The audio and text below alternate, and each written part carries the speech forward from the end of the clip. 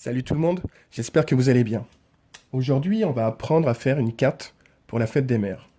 Donc ce sera une carte qui ressemblera à ceci. Donc là, je l'ai fait en format A4, mais on peut aussi bien la faire sur un format A5, qui est la moitié de cette feuille. Donc ça, ce sera pour la première version, et on pourra faire la deuxième version sur un papier d'aquarelle. Voilà, pour ceux qui ont de la peinture. Donc pour ce tuto, il nous faudra un stylo 4 couleurs, ou un stylo noir, ou un stylo rouge, et un stylo rouge, un crayon gris, un pinceau et un feutre. Un feutre rouge, bien sûr. Mais avant de commencer, je voulais vous parler de l'exposition virtuelle que l'on va organiser avec la MJC. Cette exposition, ce sera pour les anciens adhérents de la MJC et pour les adhérents de cette année. Donc étant donné que notre expo de fin d'année a été annulée, on ne va pas se laisser avoir par le Covid-19. On va continuer à dessiner, à peindre, à exprimer notre art. Donc par le biais de cette expo virtuelle, on va pouvoir montrer notre travail, votre travail de cette année. Et j'espère bien que vous allez y participer en remplissant, tout simplement en renvoyant un ou deux dessins avec un petit mot, une petite description, quelque chose, au moins votre nom, votre prénom. Le mail sera dans la description de la vidéo. Voilà. Donc si vous avez des questions, n'hésitez pas à demander en commentaire. Voilà, on va pouvoir commencer la vidéo. C'est parti, let's go! Donc, pour la carte de la fête des mères, je me suis un peu chauffé. On va créer des tiges. On va partir du haut vers le bas. Et on va en créer 5. Hop, 1, 2, 3. On les fait au hasard. Il faut au moins qu'il y en ait une qui croise une autre tige. On va mettre celle-là un peu plus haute. 4. Et 5. Dac. Donc là, on peut écrire bonne fête des mères, bonne fête maman. Voilà, on va l'écrire rapidement. Youhou.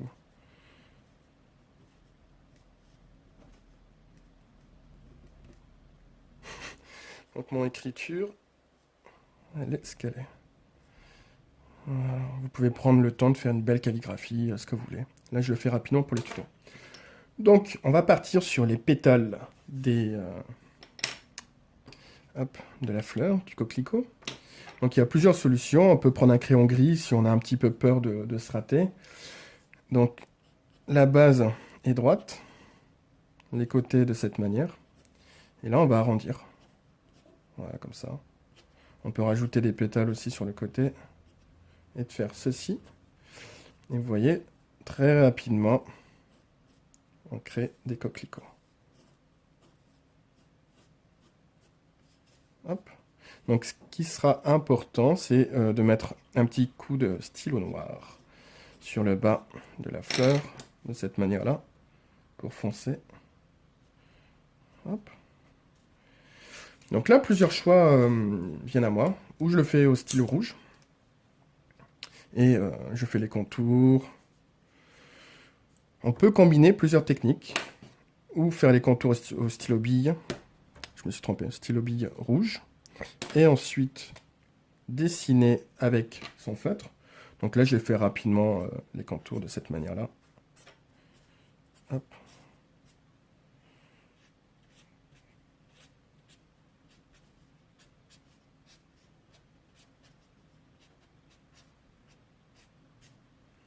Ok.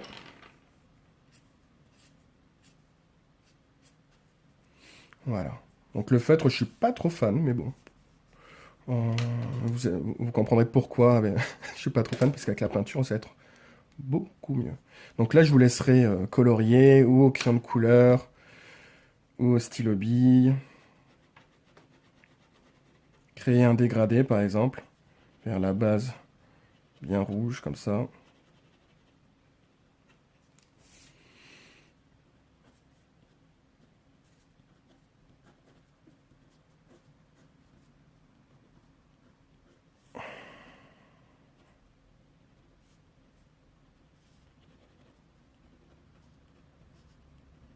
On peut même rajouter un papillon si on veut. Donc là, vous allez comprendre le sens également des tiges, pourquoi elles sont longues. Et toute la subtilité, donc le papillon. Hop.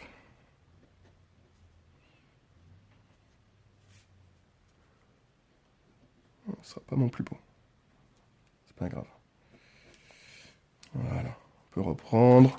On peut trouver des références de papillons. Hop.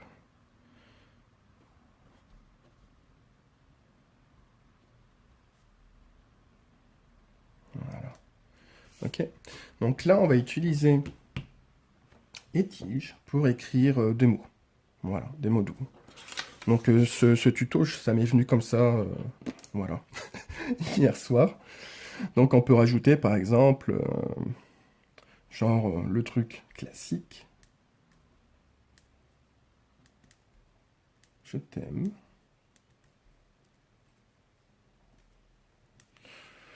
Pour ceux qui ont un petit peu des couleurs en stylo bille, on peut changer, mettre, je sais pas moi, du vert, du jaune, plein de petites couleurs, histoire d'illuminer un petit peu le bouquet. Pour ceux qui ont la motive, on peut même faire le ciel en bleu en haut, pour égayer un petit peu cette carte. Et puis après, on peut mettre un autre mot doux, un poème, ce que vous voulez, au dos. Voilà. J'espère que ça vous plaît. Et maintenant, on va passer à la partie aquarelle. Je vais chercher rapidement de l'eau. Pour la version aquarelle, j'ai récupéré du papier. Voilà, c'est tout nouveau, je ne le connais pas celui-là. Et hop. Une palette. Donc j'ai plusieurs rouges à ma disposition.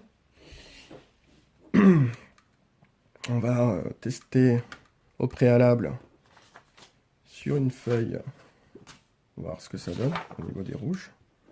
Si vous n'en avez qu'un, vous pouvez le mélanger avec du rose.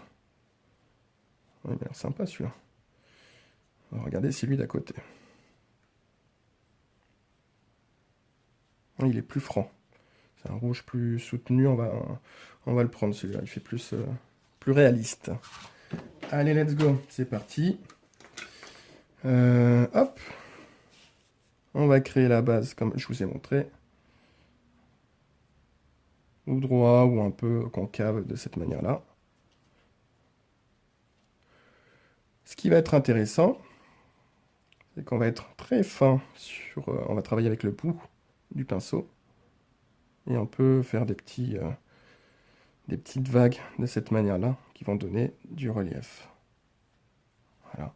Et là, on va mettre du rouge au bout de son pinceau. On va gorger le pinceau d'eau. Et on va l'étaler sur la base, de cette manière-là. Sur la base de la pétale. Ok? Donc, on va légèrement essorer son pinceau sur du papier, sur du mouchoir, ce que vous avez sous la main. Là, je prends le papier. Et ensuite, on va travailler avec le pinceau, avec de l'eau. Voilà. On enlève le rouge qui est resté sur le pinceau. Et on va voilà, créer notre dégradé de coquelicot. Okay. Si on a un petit peu l'âme artiste, on peut créer des pétales de cette manière-là.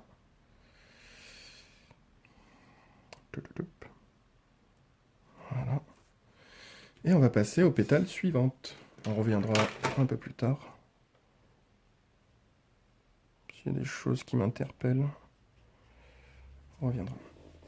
Alors, hop, on récupère son pinceau, on met de l'eau dessus, on récupère son rouge. Là, on va essayer, pareil, d'improviser avec la peinture. Pour les coquelicots, je mettrai des photos de référence à la fin de la vidéo. Hop, pour vous aider à trouver des formes. Voilà. Donc ce qui est bien avec la nature, c'est qu'il y a plein de formes de coquelicots. Ça, c'est intéressant. Voilà. On peut, pareil, retravailler l'extrémité avec de l'eau de cette manière-là. Et on repassera du rouge en dessous. On fera un dégradé. Voilà. Vous avez vu, on peut être rapide sur notre coup de pinceau. On peut faire pareil, changer des techniques de cette manière-là. Hop. Rajouter des pétales. Et rien ne nous empêche d'improviser et de créer quelque chose d'unique. 1, 2, ah oui, je me disais, il en manque une.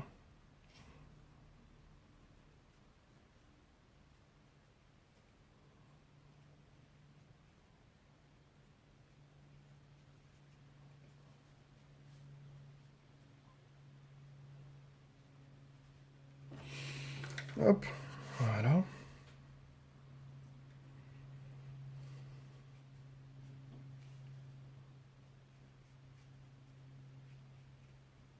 Alors faites attention à ce que les pétales ne se touchent pas parce que sinon c'est la cata. Vous allez être obligé de tout recommencer, ça va être embêtant. Ça va être relou même. Ok. Donc si on peut courber un peu plus le haut des tiges pour apporter du mouvement. On peut également... Hop.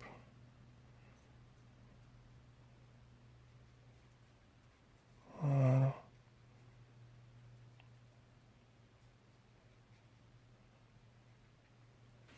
On peut créer... je me suis perdu, je me suis concentré sur le... Également... Hop, chercher un mouchoir. Si on a mis trop de peinture en endroit, ou si on veut créer un dégradé, on peut le faire également avec un mouchoir. Vous voyez les éclaircies que ça fait? C'est pas mal, hein. Voilà. Et qu'est-ce qu'on pourrait rajouter? On pourrait rajouter un petit peu de noir, mais vraiment un tout petit peu. Voilà, ici à la base. Hop, de cette manière-là. Cool. Alors pour ceux qui ont la motive, on peut également faire les tiges. Hop, avec un pinceau très fin. De cette manière-là. Donc je pense que je repasserai au stylo noir pour... ou avec un pinceau très fin, les tiges pour avoir la même couleur que ce noir-là. D'accord. Hop. Donc là, j'enlève le noir. Je trouve ça plutôt sympa. Je vais récupérer le rouge. Je peux faire des petits éclatés comme ça, en tapotant le doigt sur le pinceau. Et au préalable, j'ai mis la peinture. J'ai humidifié le pinceau et j'ai mis de la peinture sur le bout. Voilà. Ça apporte un peu plus de vie. Hop, on peut mettre